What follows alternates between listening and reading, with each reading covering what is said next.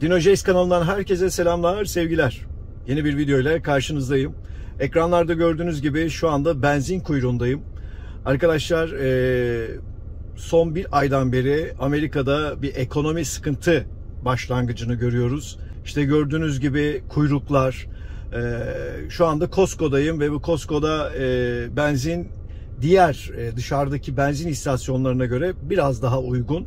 Şu anda biraz önce baktım, bir galonu 2.99 ama dışarıda işte Shell'de, Mobil'de, diğer benzin istasyonlarında 3.15'ten aşağı benzin yok. İşte ekmek, peynir, yumurta, süt, temel ürünlerde zamlar görüyoruz. Zaten pandemiden sonra, yani bu normal hayata başladıktan sonra bizim Orlando'da arkadaşlar, Amerika genelinde zaten bu var ama bizim Orlando'da ev fiyatları 2-3 kat birden çıktı. Yani 200 bin dolarlık bir ev şu anda 300 bin dolara yakın bir fiyatları oldu. Ev kiraları öyle. Yani 1500 dolarlık evler 2000-2250 dolara falan fırladı. Bir anda böyle bir çıkışlar göründü. Ve hala da devam ediyor. Yani hayat normal mi? Evet, normal gibi ama işte bu Delta varyantı yine hala o dalgalanmalar devam ediyor. Yani aşı oranları evet yükseldi ama hala sıkıntılar devam ediyor. Tabi bu ister istemez ekonomiyi de sarstı. Çünkü Trump döneminde ve Biden döneminde, bu iki başkan döneminde zannedersem bir şeyde 3 trilyon dolar, birinde de 1.9 trilyon para basıldı ve bu dağıtıldı, işte devletin kurumlarına dağıtıldı. Ondan sonra federal ve state işsizlik yardımları yaptı ve şu anda bunun sıkıntılarını yaşıyoruz. Bu paralar dağıtılırken herkes sevindi ama hani ben bir Türk olarak hani bir devlet bir şey eğer size veriyorsa onu bilin ki acısı çıkacaktır. Ben bunu maalesef memleketten bildiğim için bunun kesinlikle bir acısı çıkacağını düşünmüştüm ve dediğim de oldu. Her şeye bir anda zam geldi arkadaşlar. Kıyafetler, işte yiyecekler, diğer ürünler olsun. Yani mesela restoran depo dediğimiz bir yer var. İşte bu bakkalı, çanağı, lokantası gibi yerler bizim Türkiye'deki metro gibi böyle toptan alınan bir yer. Bir ürün 1,5-2 katına çıktı arkadaşlar. Ya bu ister istemez bu sefer bir restoranta gittiğiniz zaman fiyatlarda, menülerde zaten görüyorsunuz bir zam olduğunu görüyoruz. Biz 4 kişilik bir aile olarak normal standartlarda 100-125 dolara yemek yiyorduk. Şu anda 150-175 dolara yiyoruz. Benzini aldıktan sonra arkadaşlar bir Costco'ya bir temel ürünlere bakacağız. Ben hem su alacağım, hem süt alacağım, hem yumurta alacağım. Bunlar bitmişti. Et fiyatlarına da bir bakalım. Ne kadar çıkmış? Bu konuda da sizlere bir video çekeceğim ama şu anda mikrofonu falan almadım. Özür diliyorum sizlerden. Kamerayı falan almadım. Böyle tesadüfen bir çekim dedim. Normalde başka bir konsept yapacaktım ama haftaya ertelendi. O konseptlerden de bahsedeyim size. Amerika'daki bulunan YouTuber arkadaşlarımızla şöyle bir ortak yayın yapacağız. Ve bizim Orlando'da sevilen bir gayrimenkul danışmanımız var. Onunla beraber hem kiralık hem satın alma olan evleri sizlere tanıtacağım. Şimdilik bir benzini alalım arkadaşlar. Ondan sonra videomuzu içeride bir bakalım. Onları sizlere göstereceğim. Evet, fiyatı görüyorsunuz arkadaşlar. 2.99 cent. Hemen benzinimizi dolduruyoruz. Bakalım kaç paraya dolacak. Benim araç 15 galon alıyor. Yani 15 ile 16 galon alıyor. Bir önceki alışımda 42 dolardı. Görüyorsunuz şu anda 45 dolar. 46 dolar diyebiliriz arkadaşlar. 3 dolar farklı bir şekilde benzinimizi aldık. Evet arkadaşlar. 4.80 pound 71 dolar 95 cent. 4.63 pound 69.40. Yani bu şu 71 dediğim 71 yani 72 dolarlık ürün yaklaşık 60-65 dolardı. Farkı zaten şuradan görebiliyoruz. 11.99'du. 14.99 olmuş. Diğer etlere bakalım. Şöyle 3.5 poundluk bir et, 4 parça 45 dolar yaklaşık arkadaşlar. Şöyle bir kuşbaşıya geldim. 4 pound 20 dolar arkadaşlar. Süt fiyatına bakıyorum. 3.27 olmuş bir galon süt. Bir önceki fiyatı 2.75'te 2.80 arasıydı. Şu anda 3.27 olmuş. Hemen yumurtalara bakıyorum. 3.69, 6.99 organik olan. Ben bundan alıyorum arkadaşlar. 8.39 olmuş. Bunun fiyatı da 7.99'du. Yaklaşık bir 40 sent zam gelmiş. Evet, suyun fiyatı da 3.19. Bir önceki aldığımda 2.89'du. Suya da zam gelmiş. Şimdi bu alışverişi bitiriyoruz ama videoyu bitirmiyorum.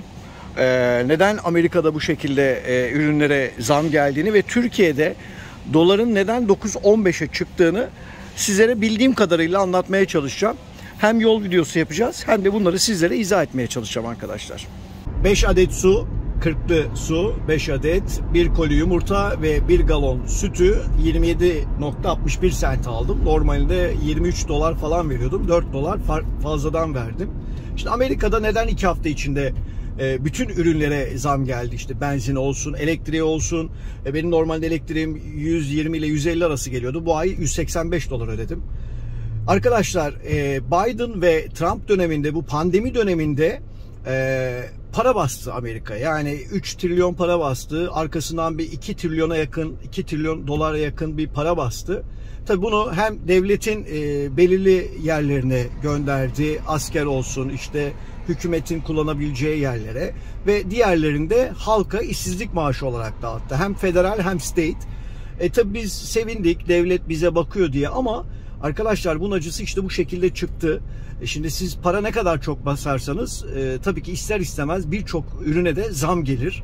Bu dünyada görünmüş bir şey. Ekonomiyi bilen arkadaşlar bunu ne demek istediğimi anlayacaklar. Şimdi diyeceksin ki ya Dino abi, senin orada 2-3 dolar zam geliyor, sen bunu söylüyorsun, bak bizim burada etler şöyle falan diyeceksiniz. Haklısınız arkadaşlar. Bunun sebebini size söyleyeyim. Şimdi 2008'de biliyorsunuz bir dünyada bir kriz oldu. Hatta o dönemin başbakanı Sayın Recep Tayyip Erdoğan bizi teğet geçti diye bir açıklaması vardı. Evet, Türkiye fazla sarsılmamıştı ama bunun acılarını şu anda yaşıyor. Neden acılarını bu şekilde yaşıyor? Bir kere ben 2008'deki bir krizi size anlatayım. Arkadaşlar, Amerika'nın en büyük 2 tane limanı var. Galveston ve Baltimore limanı. Araplar buraya almaya çalıştılar. 49 yılında kiralamak istediler. Amerika'daki hükümet dedi ki ya benim paramla gelip benim en işlek, dünyadaki en sayılı limanlarımı nasıl alabilir diye böyle bir kafalarında bir soru işareti oldu. Para basmaktansa dedi biz dünyadaki parayı toplayalım dediler arkadaşlar. Çünkü 1 dolar, 10 dolar, işte 5 dolar, 20 dolar, 100 dolar 0.70 sente basılıyor. Biz 0.70 sente para basmaktansa paraları toplayalım dediler. Ne yaptılar arkadaşlar? Örnek veriyorum, A Bankası ile anlaştı. Ama bu A Bankası'nın da bir garantisi olması lazım. Gittiler B firmasıyla, yani sigortacı firmayla anlaştılar. Şimdi gittiler İngiltere'deki bir iş adamına dediler ki kardeşim ben senin 1 milyon dolarını alıp 1 sene işleteceğim ve sana 1,5 milyon dolar olarak geri iade edeceğim diye böyle bir taahhütte bulundular tabii. Şimdi adam dedi ki İngiltere'deki iş adamı, tamam banka sen öyle diyorsun da ben taahhütname istiyorum dedi. Tamam, benim B firmam, sigorta firmam garanti alıyorum dedi. Adama bir güvence verdiler. Bütün dünyadaki paraları böyle topladılar arkadaşlar, hiç para basmadan. Sonra banka dedi ki ben battım. Sonra o İngiltere'deki iş adamı ne oldu? Sigorta firmasına koştu. Sigorta firması da tabii ana paranın 1/3'ünü, 2/3'ünü geri iade etti. Geri kalanını iade edemedi. Ben de battım dedi. Bu şekilde Amerika para basmadan arkadaşlar parayı topladı. Ne oldu? Tabii bu parayı toplayınca da birçok ülkede kriz nedeni oldu. İngiltere açıklama yaptı zaten, o dönemin ekonomi bakanı. Biz bu kriz dedi en az 25 yıl dedi çekeceğiz dedi. Ve dedikleri de çıktı hakikaten. Hala İngiltere bazı sıkıntılar yaşıyor. Şimdi Türkiye'ye gelirsek arkadaşlar, dolar niye 9.15 oldu? Tabii ki ister istemez Amerika'daki gelen zamlar da dünyaya yansıyor. Sadece Türkiye'ye değil, dünyaya yansıyor. Ama Türkiye'de tabii farklı faktörler var. Şimdi ben bunları söyleyince bazı arkadaşlarımız bana kızacak, bazılarınız bana hak verecek ama bazı gerçekler var. Bu gerçekleri kabul etmek zorundayız. Şimdi demokrasi altında belirli kademeleri siz eğer çalıştırmıyorsanız ister istemez dolar 20 lira da olur, 30 lira da olur, 60 lira da olur. Mesela ne? Arkadaşlar, siz üretim yapmıyorsanız kesinlikle zaten enflasyonunuz iyi olmaz, ekonominiz kötü olur. Bakıyorum son 10 yıldan beri birçok fabrikalar kapandı, küçük KOBİ'lere yardım yapılmıyor. Tabii yapılan yerler var ama biliyorsunuz kimlere yapıldığını, ben bunları şimdi söylemeyeyim. Millet yanlış anlar. Şimdi bana soracaksınız abi kimlerde yazacaksınız. Kendi yandaşlarına yapıyorlar tabii KOBİ yardımlarını. Beşli çeteyi hepimiz biliyoruz. vergileri siliniyor ama bir küçük bakkalın vergisi silinmiyor. Hatta vergisinin üzerine vergi geliyor. Yani kimse kusura bakmasın, ben burada siyaset yapmıyorum. Gerçekler neyse onu anlatmaya çalışıyorum. Şimdi bunlar olunca bir adalet sistemi olması lazım. Şimdi adaletli olmamız lazım. Sen küçük KOBİ'yi kolluyorsan, kendi yandaşına veriyorsan, diğer KOBİ'yi kollayamıyorsan burada bir adalette bir sıkıntı var demektir. İkinci kademede adalet arkadaşlar. Eğer bir ülkede adalet terazisi yerinde değilse maalesef her şey olabiliyor. Üçüncüsü en önemli konulardan birisi de eğitim. Arkadaşlar eğitim sistemine bakıyoruz. Maalesef ezbere bir sistem. Yani ODTÜ'de okuyan, Boğaziçi'nde okuyan arkadaşlar beni iyi anlayacaklardır. Bundan 10 sene önce ilk 250, ilk 500'e giren okullarımız şu anda hiçbiri yok piyasada. Çünkü eğitim sisteminin çok kötü olduğunu artık bütün dünya biliyor. Yani bu üç sistem, demokrasinin altında bu üç sistem işlemiyorsa arkadaşlar, ister istemez dolar da fırlar, sterlin de fırlar, her şey fırlar. Bu sefer de tabii olan halkımıza oluyor. Yani insanlar çalışıyor ama bir asgari ücretle geçinemiyorlar. Asgari ücret üstünde çalışanlar bile geçinemiyor. Yani 500.000 TL'lik bir evin şu anda 1 milyon TL'ye satıldığını, bir araba Doğan SLX dediğimiz bir arabanın 40-45 bine satıldığı bir dönemde ister istemez tabii ki doların çıkacağı malumdu, belliydi.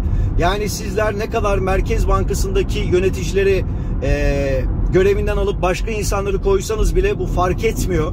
Çünkü üretim olmadığı sürece diyeceksin ki ya ham madde yok. Evet, ham madde yok, üretilmiyor. Ama ister istemez bazı şeyler getirtilebilir ve Türkiye'de de üretilebilir. Bir kere tarım bitti Türkiye'de. Yani ben doğudaki çiftçi arkadaşlarım var benim. Yani onlarla görüşüyoruz. Bir şey ektiğimiz zaman maalesef kaymakamlık, işte belediye, muhtarlık yazı gönderiyor. Ekim yapamazsınız diyorlar. Yalan gerçek bilmiyorum. Onların dediklerini söylüyorum ben sizlere. Yani üretim olmadığı sürece, fabrikalar işlemediği sürece, eğer bir ürünü siz satışını yapmıyorsanız yurt dışına ya da kendi içinizde bir pazar oluşturup o pazarın içine o değirmeni çeviremiyorsanız arkadaşlar, ister istemez yani hazır para hemen biter. Yani şimdi IMF'den para alınmadığı söyleniyor ama biz buradan okuyoruz, IMF'den para alındığı biliniyor. Yani doların çıkması devam edecek. Bu tabii iyi bir şey mi? Hakikaten çok kötü bir şey. Yani dolar ne kadar çıkarsa, enflasyon ne kadar çıkarsa, işsizlik ne kadar yükselirse 10 sene 20 sene boşuna çalışmış oluyoruz. Hani burada da şu anda sistem ona doğru gidiyor. Çünkü burada para bastı. Yani yaklaşık 5 trilyon dolar, yani büyük paralar arkadaşlar. Bu paralar basıldı, askere yatırıldı, ulaştırma falan derken sağlığa yatırıldı, halka dağıtıldı. Şu anda işte bunlar nasıl çıkacak? Halkın hem vergileriyle hem de arkadaşlar işte çalışarak insanların cebinden çıkacak bu para. Yani bu dünyanın her yerinde olan bir şey. Yani Türkiye'de de olan bir şey. Yani anlayacağınız 9-15'te durmayacak para inşallah durur. İnşallah. Bu arada benim kamerada durmuyor. Bununla oynayıp duruyorum. Çünkü yollar biraz bozulmuş gördüğünüz gibi.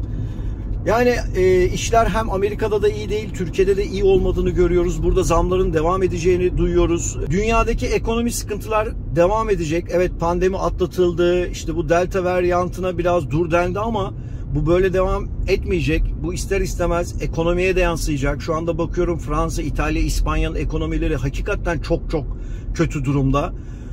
İnşallah Türkiye'de bunu bir an önce atlatır. İnşallah Amerika'da, şu anda ben burada yaşıyorum ve buradan ekmek kazanıyorum. Yani buranın da bir an önce atlatmasını istiyorum canı gönülden. Bir an önce doların Türkiye'de düşmesini, gerçek fiyatlarının statüsüne inmesini istiyorum ama dediğim gibi bu üç statü, bu üç temel sistem yürümediği sürece maalesef dolar çıkacak. Allah sonumuzu hayretsin diyorum arkadaşlar. Bir videonun daha sonuna geldim. Kanalıma abone olursanız çok ama çok sevinirim. Bir dahaki videoda görüşmek üzere. Hoşça kalın.